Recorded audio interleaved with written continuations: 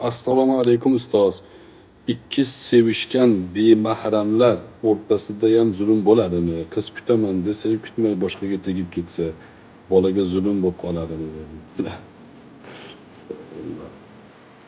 Ikkita bemahram emas, nomahram. Ikkita nomahram sevishib yurishi to'g'ri emas. Hayotimizda qancha odamlarni ko'rdik. Nomahramlar sevishib yurib, bir-biri bilan harom-harish ishni qilib qo'yishdi. Pushaymon qilib o'tiribdi hozir, endi orqaga qaytarib bo'lmaydi.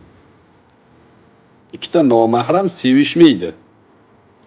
Mabodo ko'z ostingizga olib qo'ygan qo'shningiz, mahallangizda kimdir bo'lsa, uni darrov ota-onangizga aytasiz, ota-onasi bilan ko'rishadi, maslahat qiladi, to'y qiladi, yashaydi.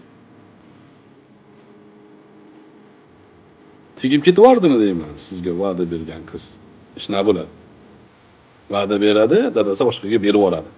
Sizga gunoh qolib ketadi. Qanaqa zulm bu? Ko'zingizni oching, unaqa qilmang.